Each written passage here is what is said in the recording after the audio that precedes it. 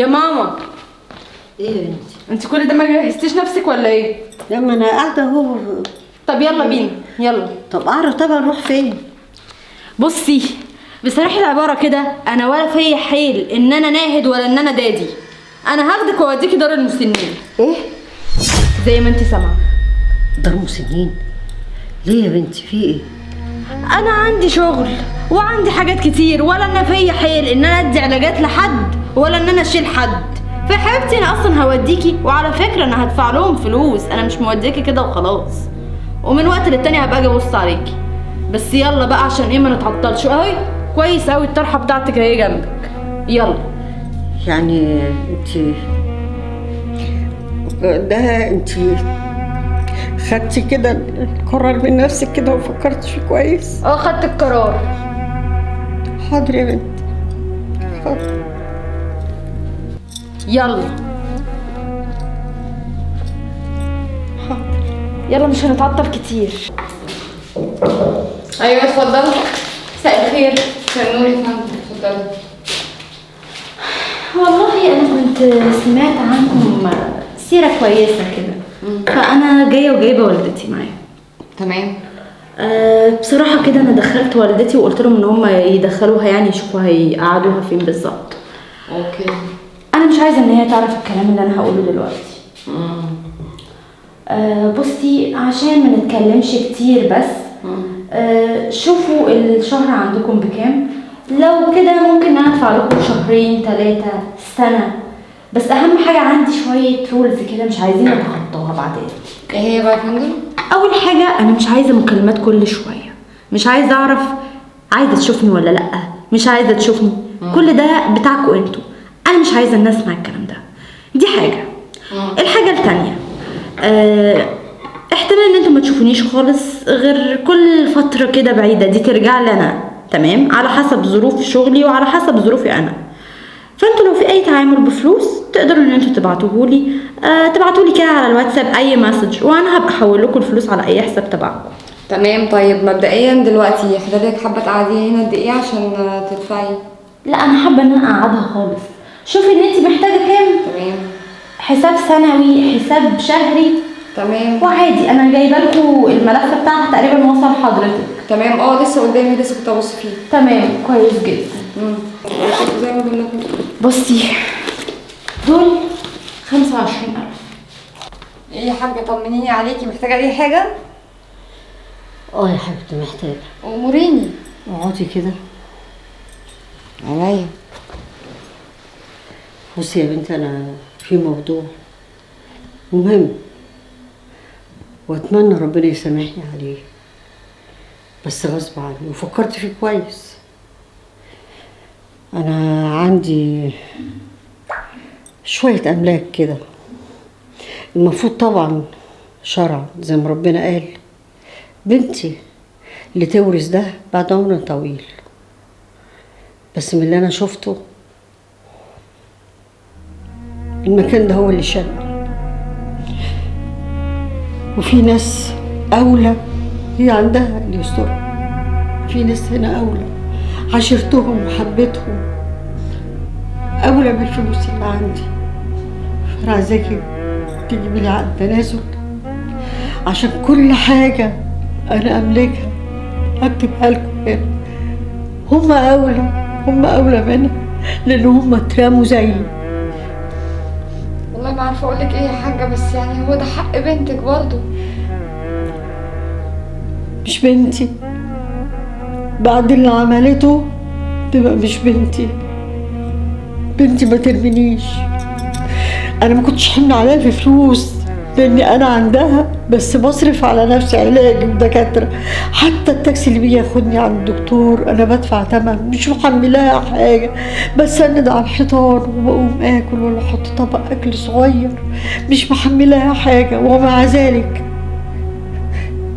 ما استحملتنيش وقالت لي قومي قومي كأنها عندها كلب، ورميته قومي روحي دار مسنين.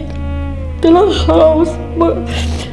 قلت لها انتي فكرتي عشان اشوف قلبها، لقيت حتى مفيش دمع نزلت علشان يا شيخة.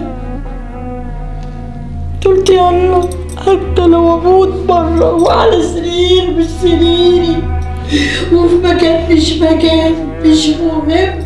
روقي طيب والنبي، والنبي تروقي، والنبي ما تعيطي، والنبي علشان خاطري ما تعيطيش.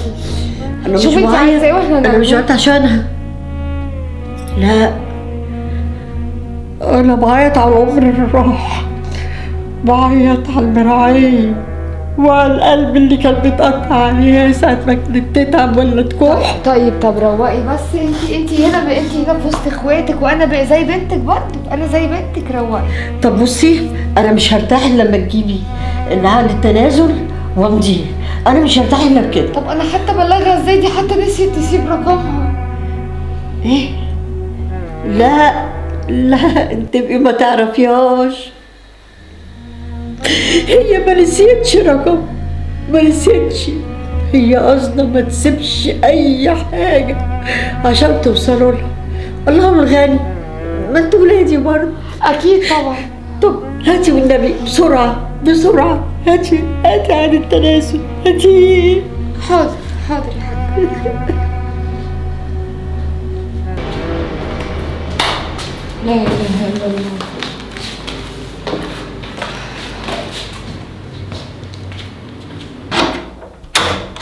ايوه يا متر.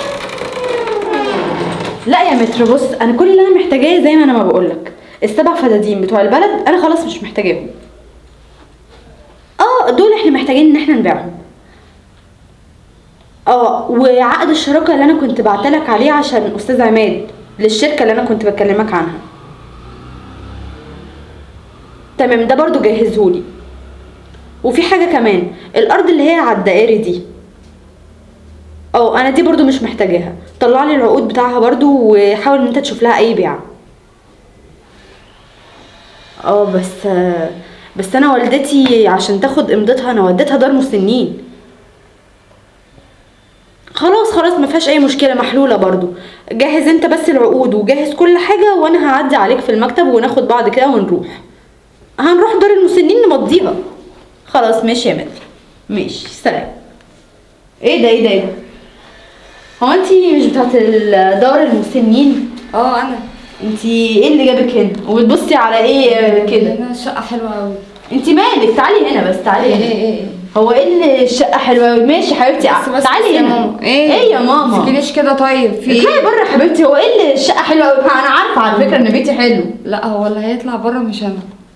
امال مين؟ انت اللي هتطلعي بره. الله، جميله قوي، جميله جنات. انتي ايه، هبله حبيبتي ولا ايه؟ لا انا مش هبله، وخلي بالك من لسانك. انا نسيت اقول لك.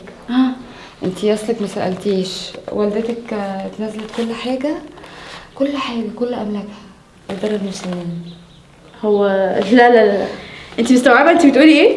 حبيبتي انا ماما بتحبني جدا، عمرها ما تعمل حاجه زي دي. انت عبيطه. هو من جيتي للحق، من جهه بتحبك فهي فعلا بتحبك زي بالظبط ما انت بتحبيش. بصي يا ستي، لانك ست مش مضمونه فانا جبتلك نسخه بس من الورق تشوفي. اتفرجي كده. وامضتها اهي. استني ايه الهبل ده؟ كده هي نسخ، فانا مش قلقانه يعني. على كل حاجه لا دار المسنين. انا مش هطلع بره. امسكي واطلعي بره يا بنت. انت نصابه على فكره. امي عمرها ما تعمل كده. طيب تمام. عموما لو مش هتخرجي في خلال 10 دقايق بالكتير قوي انا هكلم البوليس، ومعايا الورق اللي بيثبت ان الشقه دي مش بتاعتك. بنت انت نصابه، انت طمعانه على فكره.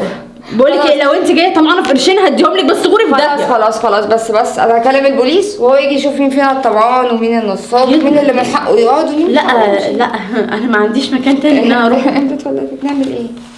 والدتك على فكره برضو ما كانش عندها مكان تاني. يعني ايه؟ ما انا وديتها لكم على فكره عشان ان انتوا تاخدوا بالكم منها. يا ريت كان في دار للشباب كنت حطيتك فيه والله. هي ماما فين؟ في الدار؟ لا لا اكيد هي الكلام ده لسه كاتباه صح؟ اكيد ماما هتتنازل عنه. لا مش حقيقي. هاتي الورق وهاتي الاثبات. هي كده نسخ، فمش فارق لنا كتير. حضرتك عاملين برضو احتياطاتنا. انت بني ادمه اصلا، ما خليتيش بالك من امك، هتاخدي بالك من شويه اوراق؟ مستحيل. فكده دي نسخ مالهاش لازمه بالنسبه لنا. طب انا هروح فين دلوقتي؟ يلا وهاتي دي. يلا يلا استني، طردت امك ازاي؟ زقتيها زي ما هي قالت لي؟ ابعدي ايدك عني. اطلعي بره. انتقام ربنا ما بيسيبش. حسبي الله ونعم الوكيل فيها. يا ترى التصرف اللي الأم اتصرفته ده صح ولا غلط؟ بس هي اتصرفته لأن لقت في جحود من بنتها. انا برضو من رايي ان كان حق الام تعمل كده، البنت جاحده جدا على مامتها. انا من رايي البنت ما تستاهلش اي رحمه ولا اي مغفره ان هي تاخد اي جنيه من ميراث والدتها، خصوصا ان هي اتجحدت عليها. ده كان ارائنا كلنا، مستنيين ارائكم انتوا في الكومنتات ومتابعينها.